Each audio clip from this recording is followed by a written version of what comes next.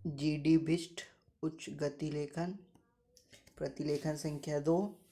Dictation start होगा 3 second बाद। Start. और 5वीं पंचवर्षीय योजना का काम आरंभ हो चुका है। प्रथम पंचवर्षीय योजना एवं द्वितीय पंचवर्षीय योजना के लक्ष्य प्राप्त कर लेने से हमारे देश में उद्योगों का जाल बिछाया जा सका।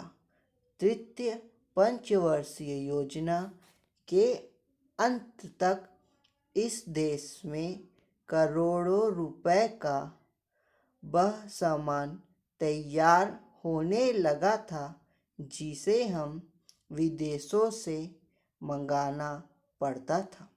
इसके साथ ही चतुर्थ पंचवर्षीय योजना के दौरान में देश की सुरक्षा के मामले में यह देश आत्मनिर्भरता प्राप्त कर सका। सम्मेलन में रक्षा मंत्रालय में राज्य मंत्री ने बताया कि हमारे नेट हवाई जहाज़ों ने विदेशों में बने हवाई जहाज़ों से कहीं अधिक सफलता प्राप्त की।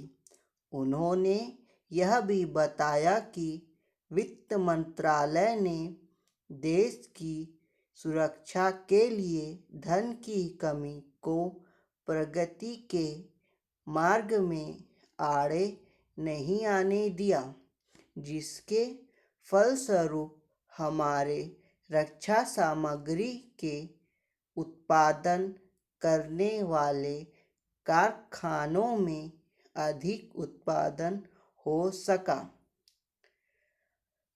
पत्र प्रतिनिधियों से बातचीत करते हुए विधि मंत्री ने यह बताया कि देश में आम चुनाव निर्धारित समय में किए जाएंगे। इसके लिए हर एक राज्य में निर्वाचकों की सूची तैयार की जा रही है। राज्य की विधानसभाओं के लिए भी निर्वाचन उचित समय पर किए जाने पर उन्होंने जोर दिया। हमारे देश में निर्वाचक गण हर 10 वर्ष बाद बढ़ जाते हैं, इसलिए मतदाता सूचियों को अंतिम रूप दिया जाना जरूरी है। विधान मंडलों के चुनाव के लिए भी तैयारियां की जा रही हैं। उन्होंने यह भी बताया कि देश के अनेक प्रांतों में संयुक्त विधायक दलों की सरकार बनी, किंतु वे जनता की आकांक्षाओं की पूर्ति नहीं कर सकी। किंतु फिर भी देश की जनता सर्वोपरि है, उसी का निर्णय अंतिम होता है। हमारे देश में निर्वाचन पद्धति जो भी बनाई गई है उसके अनुसार देश में आम चुनाव अथवा मध्यावधि चुनाव के लिए प्रबंध करने का दायित्व मुख्य निर्वाचन आयुक्त का है। जो निर्वाचन आयोग के लिए प्रबंध करने का दायित्व निर्वाचन आयुक्त का है। जो निर्वाचन आयोग का अध्यक्ष होता है।